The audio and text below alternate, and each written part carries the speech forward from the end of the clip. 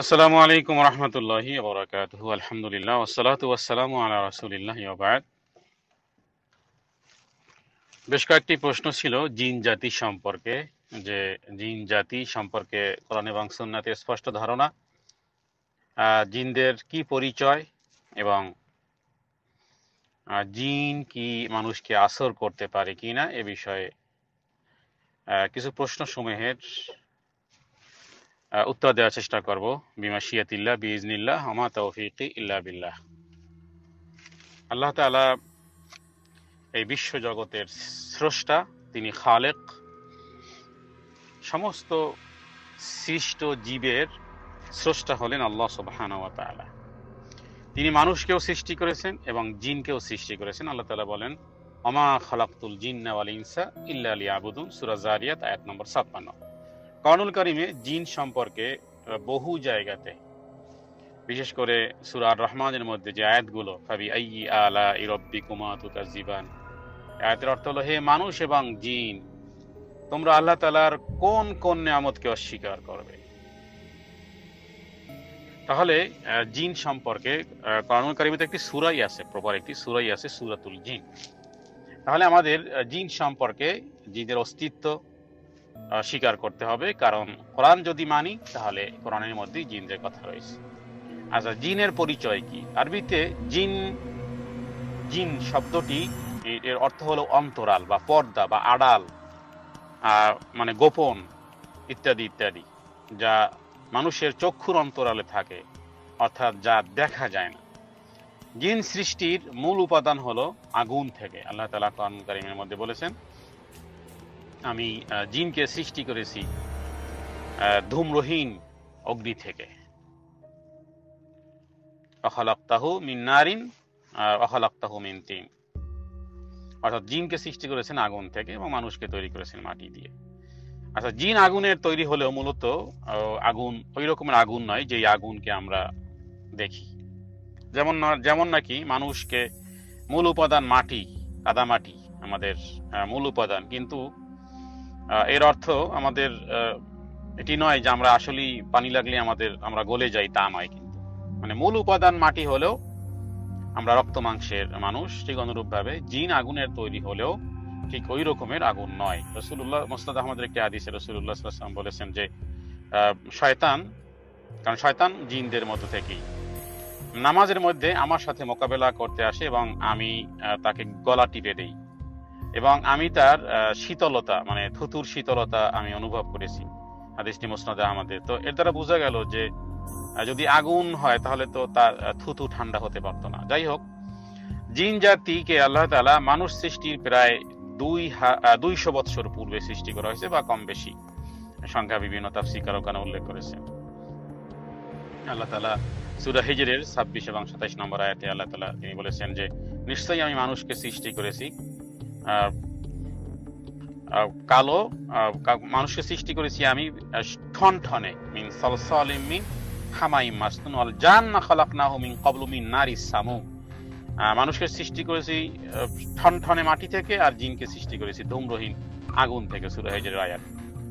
আচ্ছা, জিনদের দৈহিক আকৃতি কেমন এই প্রসঙ্গে আল্লাহ সুবহানাহু ওয়া তাআলা বলেন যে আমি বহু জিন এবং মানুষকে জাহান্নামের জন্য সৃষ্টি করেছি। তাদের হৃদয় আছে কিন্তু তারা উপলব্ধি করে না, কান আছে তা দিয়ে শুনে না, এবং তারা জন্তু জানোয়ারের মতন, বরং তার থেকেও পথভ্রষ্ট, তারাই হলো উদাসীন।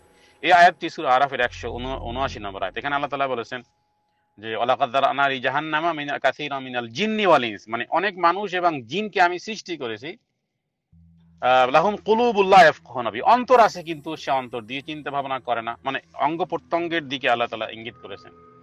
ওয়ালাহুম আ'য়ুনুল লা ইউবসিরুনা বিহা, চোখ আছে কিন্তু দেখে না।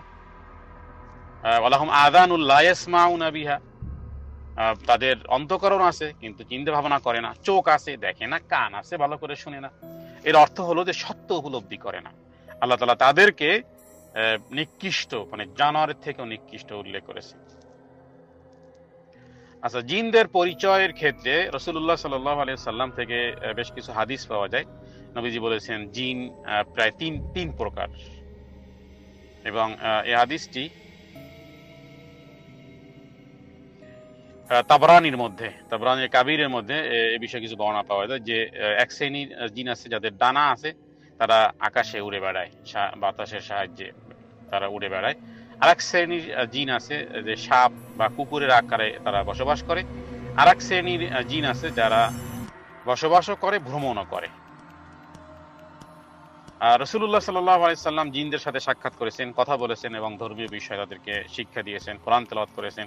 সূরা জিনের মধ্যে দেখা যায় কুল ওয়াহি ইলাইয়া আন্না ইসতামা নাফারু মিনাল জিন্নি ফাকালু ইন্না সামি'না কুরআনান আজাবা। নবীর মুখে তেলাওয়াত তারা শুনেছে এবং বলেছে আমরা আশ্চর্য ধরনের কোরআন শুনলাম। এছাড়া হাদিসের মধ্যে ইবনে মাসউদ থেকে একটি হাদিস পাওয়া যায়, রাসূলুল্লাহ সাল্লাল্লাহু আলাইহি সাল্লামকে বলেন যে আমরা খুঁজতেছিলাম, পাইতেছিলাম না। এরপরে একটা সময় আমাদের কাছে যখন তিনি আসলেন, তখন তিনি আমাদেরকে বললেন যে আমার কাছে কিছু জিন এসেছিল, আমি তাদের সঙ্গে সাক্ষাৎ করলাম এবং কোরআন শোনালাম। এবং তিনি সাহাবী বলেন যে আমাদেরকে সঙ্গে নিয়ে জিনদের বিভিন্ন চিহ্ন এবং তিনি দেখালেন এবং তারা তার নিকট খাদ্য চেয়েছিল। তিনি বলেছিলেন যে আল্লাহ নাম উল্লেখ করে যেই কোনো হাড্ডির উপর তোমাদের হাত পড়বে তা তোমাদের জন্য পর্যাপ্ত গোশতে পরিণত হবে এবং প্রত্যেক গোবর হবে তোমাদের মানে পশুর গোবর হবে তোমাদের খাদ্য। এই হাদিসটি ইমাম মুসলিম বর্ণনা করেছেন 1035। তো এই হাদিসে জিনদের খাদ্যের কথাও জানা গেল যে যে সমস্ত গরু বা পশু হালাল ভাবে উপার্জন, হালাল ভাবে জবেহ করা হয়, এরপরে তার সেই হাড্ডিগুলোই তাদের খাদ্য। হাড্ডি মূলত আসলে আল্লাহর হুকুমে সেই হাড্ডি যদি তারা আল্লাহর নামে, আমরা যেমন আল্লাহর নামে গরু জবেহ করলে আমাদের জন্য হালাল হয়ে যায়, তো তারা যদি ওই হাড্ডির উপর বিসমিল্লাহ বলে তারা হাড্ডি ধরে, আল্লাহর নাম উল্লেখ করে, তাহলে ওই হাড্ডির উপরে তাদের জন্য মানে গোশত এসে যায় এই জিনদের জন্য। এই হাদিস থেকে, সহিহ মুসলিম থেকে এটি পাওয়া গেল যে আল্লাহর নাম উল্লেখ করে যে কোন হাড্ডির উপর তোমাদের হাত পড়বে তা তোমাদের জন্য পর্যাপ্ত গোশতে পরিণত হবে। ইমাম মুসলিম হাদিসটি বর্ণনা করেছেন। তারপরে কোন অন্য একটি হাদিসে কয়লার কথা উল্লেখ করা হয়েছে। যাই হোক, জিনদের বাসস্থান, এটা নিয়ে কিন্তু আমাদের দেশে অনেক বিভ্রান্তি। কেউ কেউ বলে কামরূপ কামাখ্যা। কামরূপ কামাখ্যা এটা একটা ভারতের সম্ভবত আসাম থেকে 8-10 কিলোমিটার দূরে একটা জায়গাতে, যেখানে হিন্দুদের কিছু মন্দির আছে। তারপরে নাউজুবিল্লাহ সেখানে জনি পূজা পর্যন্ত, মানে শয়তানি যত যা আছে। তো এটি আসলে কথা সঠিক নয়, বরং জিনদের এই জমিনে তারা ফাসাদ করেছিল। আল্লাহ তাআলা মানব জাতি এখানে বসবাস করার দিয়েছেন এবং এরপরে জিনদের স্থান হলো পাহাড়ের চূড়ায়, বন জঙ্গলে, বিভিন্ন জায়গাতে। তাছাড়া হাদিস থেকে পাওয়া যায় যে বিভিন্ন জায়গা, দুর্গন্ধময় জায়গা, যেমন বাথরুমের কথা হাদিসে বলা হয়েছে, নোংরা জায়গাতে জিনদের বসবাস। আমরা বাথরুমে যখন প্রবেশ করি তখন কি বলি? আল্লাহুম্মা ইন্নী আউযু বিকা মিনাল খুবুসি ওয়াল খাবায়েস। এই দোয়াটা পড়া আবশ্যক, কারণ কোরআন এবং সুন্নাতে স্পষ্টভাবে বলা হয়েছে যে মানুষ যখন বাথরুমে যায়, মলমূত্র ত্যাগের সেখানে যদি এগুলো না পড়ে তাহলে সেই জিন তাকে আক্রমণ করে এবং দেখে এবং মানুষের লজ্জাস্থানে খেলা করে। কোরআনুল কারীমে বলা হয়েছে যে ইন্নাহুম ইয়ারাকুম ওয়া কাবিলুহু মিন হাইসু লা তারাউনাহুম। সুবহানাল্লাহ, সূরা আরাফের আয়াত। আপনি মানতেই হবে আপনাকে। আপনি পর্দা দিয়ে বাথরুমে গেলেন, ওয়াশরুমে গেলেন, চতুর্দিকে পর্দা, মানুষ দেখলো না, কিন্তু এক জাতি আছে ওখানেই বসবাস করে এবং তারা আপনাকে দেখে। এ কথা বলেছেন আল্লাহ সুবহানাহু ওয়া তাআলা সূরা আরাফের মধ্যে। আয়াতে বলা হচ্ছে যে হে মানব সম্প্রদায়, ইন্নাহু ওয়া কাবিলুহু, শুধু শয়তান না, জিন না, ওদের দলবল 14 গোষ্ঠী আপনাকে দেখে। আপনি যদি বাথরুমে সুন্নাহ মোতাবেক বাথরুমে বাম পা দিয়ে প্রবেশ করা এবং আল্লাহুম্মা ইন্নী আউযু বিকা মিনাল খুবুসি ওয়াল খাবাস, এই দোয়া যদি আপনি না পড়েন, তাহলে আপনাকে শয়তান, জিন্নাত, খাবিসাত সব আপনাকে দেখে, খেলা করে এবং আসরও করে। আচ্ছা, আসর করে কিনা আমরা আলোচনা শেষের দিকে এই বিষয়ে আলোচনা করব কোরআন এবং সুন্নাহ থেকে। তো তার মানে আপনি মানুষের চক্ষুর অন্তরাল থেকে আপনি ওয়াশরুমে ঢুকলেন, চতুর্দিকে ওয়াল করা আছে, টাইলস করা আছে, ওকে, কিন্তু এক জাতি তো ওখানেই বসবাস করে। এবং এই কথা কার? রাসূলুল্লাহ সাল্লাল্লাহু আলাইহি ওয়াসাল্লাম, সহিহ বুখারী মুসলিমের হাদিস। এই দোয়া আল্লাহুম্মা ইন্নী আউযু বিকা মিনাল খুবুসি ওয়াল খাবাস যদি আপনি না, আচ্ছা যদি পড়েন তাহলে পর্দার অন্তরাল হয়ে যাবে। সুবহানাল্লাহ। ঘরের দরজাটা বন্ধ করে সিটকানিটা আটকিয়ে দিলে যেন মানুষ আর ঢুকতে পারে না। সুবহানাল্লাহ। কোরআন এবং সুন্নাহ যে এই প্রোটেক্ট আপনি ব্যবহার করা ছাড়া কামান দিয়েও আপনি শয়তান তাড়াতে পারবেন না। মনে রাখবেন, প্রোটেক্ট হলো কোরআন এবং সুন্নাতে যা বলা হয়েছে। একটা সুইচ টিপ দিলে যেমন 1000 বাতি জ্বলে, ঠিক কোরআন এবং সুন্নাহর আসমানি ওহী, আসমানি জ্ঞান, এটা একটা প্রোটেক্ট। এই প্রোটেক্ট আপনি ব্যবহার করলে ফিনিশ, সে আর কিছুই দেখতে পারবে না। তো যাই হোক, জিনদের নির্দিষ্ট কোনো এই সমস্ত কামরূপ কামাখাই জাতীয় কোনো শহর মহর কিছুই নেই। পৃথিবীর বিভিন্ন জায়গাতে, গোটা পৃথিবী ওদের বসবাসের স্থান।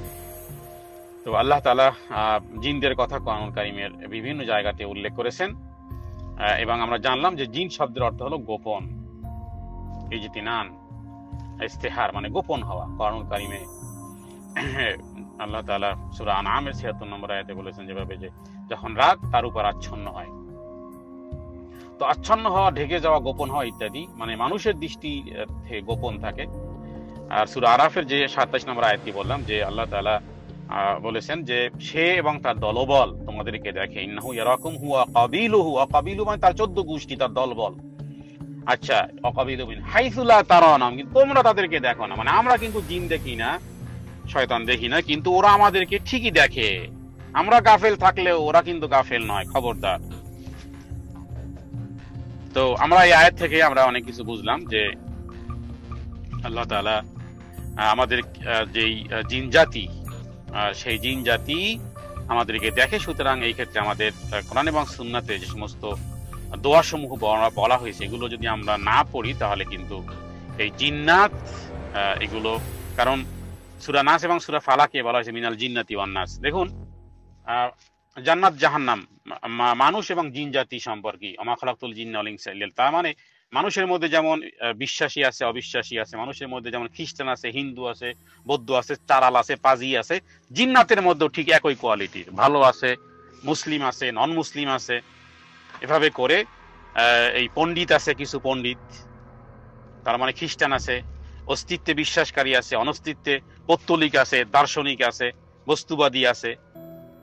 এভাবে করে মানুষের মতন ওদের মধ্যেও বিভিন্ন রূপক, বিভিন্ন চরিত্রের ভালো এবং মন্দ ওদের মধ্যে রয়ে গেছে। তো প্রকারের মধ্যে বলেছিলাম যে কিছু আছে যারা শূন্যে উড়ে বেড়ায়, আর কিছু যেগুলো সাপ এবং কুকুর আকারে চলাফেরা করে এবং মানুষের কাছে আসে এবং চলে। এবং তাবরানীর মধ্যে প্রখ্যাত তাবরানীর মধ্যে হাদিসটি রয়েছে, এবং শাইখ আলবানী এটাকে সহিহ হিসেবে উল্লেখ করেছেন।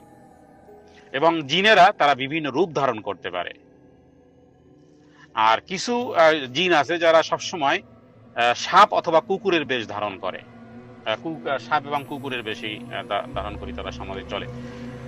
সংক্ষিপ্তভাবে বলি যে মদিনাতে যখন রাসূলুল্লাহ সাল্লাল্লাহু আলাইহি সাল্লামের সময়কালে বেশ কিছু জিন্নাত মুসলমান হয়েছিল, এবং একটি জিন একবার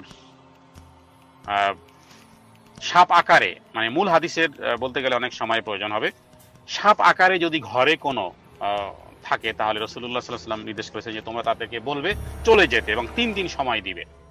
কারণ একটি ঘটনা ঘটেছিল, আর তা হলো যে কোন এক সাহাবীর ঘরে তিনি বাহির থেকে এসে দেখলেন তার স্ত্রী ঘরের বাইরে, এবং খুব রাগ হয়ে গেলেন যে আমি ঘরে নেই আর তুমি ঘরের বাহিরে। তো তিনি বললেন যে আসো আসো, দেখো তোমার ঘরে কি ঢুকেছে। তো গিয়ে দেখলো যে বিছানার মধ্যে একটা সাপ কোকড়া হয়ে বসে আছে, এবং সাহাবী বাহির থেকে এসে এমনি তো রাগান্বিত ছিলেন ঘরের স্ত্রীকে বাহিরে দেখে, এবং তিনি কি করলেন, হাতে তরবারি অথবা বর্শা ছিল, এই বর্শা থেকে ডাইরেক্ট গিয়ে তিনি সেই বিছানার উপরে যেই সাপ ছিল সেটাকে তিনি এই তীরের ফলকের মধ্যে গিয়ে কোপ মেরে একেবারে সাথে সাথে তিনি বাহিরে নিয়ে আসলেন। এবং সাহাবী রাবি বর্ণনা করেন যে বাহিরে আনা পরে সেই সাপটি ছটফট করে মারা যাইতেছিল, এবং এই যুবকটি ছটফট করে মারা গিয়েছিল, এবং বলা যায় না যে কি সাপ আগে মারা গিয়েছিল নাকি এই যুবকটা মারা গিয়েছিল। কিতাবুল জিন অধ্যায় এই হাদিসটি পাওয়া যাবে। বিষয়ে আমরা পরবর্তীতে আরেকটি দর্শে আলোচনা করব। তো এই ক্ষেত্রে রাসূলুল্লাহ সাল্লাল্লাহু আলাইহি ওয়াসাল্লাম পরবর্তীতে বলেছিলেন যে সেটি কোনো ক্ষতি করেনি।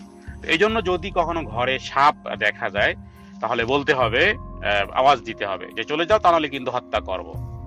এরপরেও সুযোগ দেওয়ার পরে বা বলার পরে যদি না যায়, কারণ সেখানে সে বলেনি, তো বিষয়টি আমাদের জানা উচিত যে আসলে এই বিষয়টি সম্পর্কে যদি আমরা না জানি তাহলে হয়তো এরকম ভুল করে ফেলতে পারি। আচ্ছা, এখন সংক্ষিপ্তভাবে আমরা বা পরবর্তী একটি আলোচনাতে আমি করব জিন কি আসলে মানুষকে আসর করতে পারে কিনা। আমরা পরবর্তী একটি দর্শে বিষয়ে আলোচনা করবো ইনশাআল্লাহ। বিমাশিয়াতিল্লাহ বিইজনিল্লাহ, ওয়া মা তাওফীক ইল্লা বিল্লাহ।